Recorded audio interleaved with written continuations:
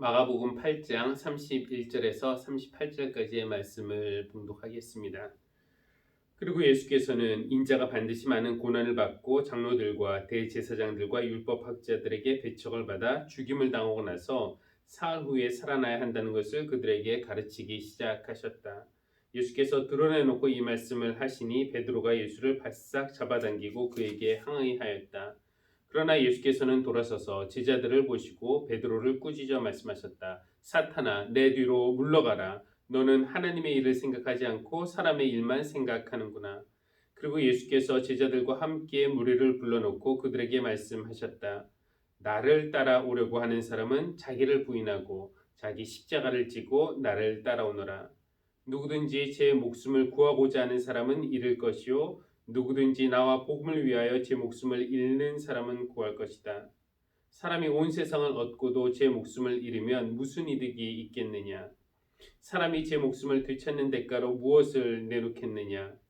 음란하고 죄가 많은 이 세대에서 누구든지 나와 내 말을 부끄럽게 여기면 인자도 자기 아버지의 영광에 쌓여 거룩한 천사들을 거느리고 올 때에 그를 부끄럽게 여길 것이다. 아멘. 안녕하세요. 민한식 목사입니다. 오늘 4월 6일 월요일입니다. 사순절 35번째 날이고요. 오늘 우리가 지켜야 할 마음 18번째는 희생입니다. 어느 해 여름 혼자서 비무장지대를 걸은 적이 있습니다.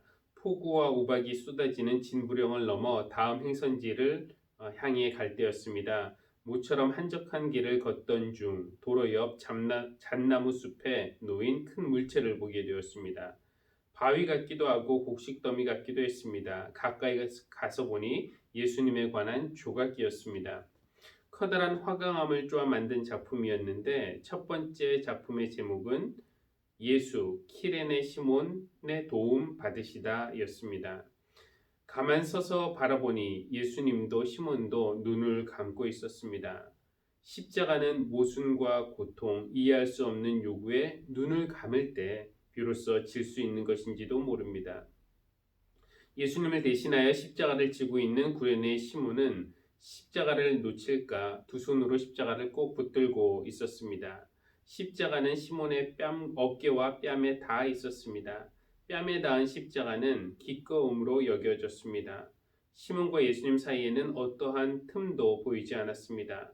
비슷해 보이는 두 사람 중에 누가 예수님인지 알 수 있는 표시가 있었습니다. 후광이 아니라 가시 면류관이었습니다. 십자가를 시몬에게 넘긴 예수님은 한 손으로는 십자가를 붙들고 다른 한 손으로는 시몬의 어깨와 얼굴을 감싸고 있었습니다.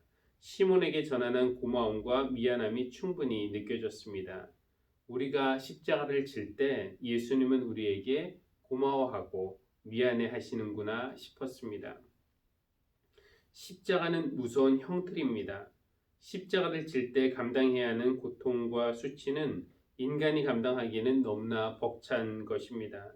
하지만 예수님은 제자들과 무리에게 나를 따라오려고 하는 사람은 자기를 부인하고 자기 십자가를 지고 나를 따라오너라 라고 말씀하십니다. 예수님을 따르기 위해서는 자기 십자가를 져야 합니다.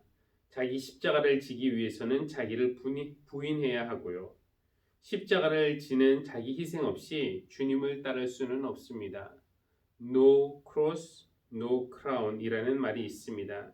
십자가 없이 왕관은 없다는 뜻이지요. 자기 희생 없이 영광만을 얻으려고 하는 것은 어리석은 일입니다. 십자가의 길은 어리석어 보이지만 모두를 살리는 생명의 길입니다. 마태복음 16장 24절 누구든지 나를 따라오려거든 자기를 부인하고 제 십자가를 지고 나를 따라오너라. 기도하겠습니다.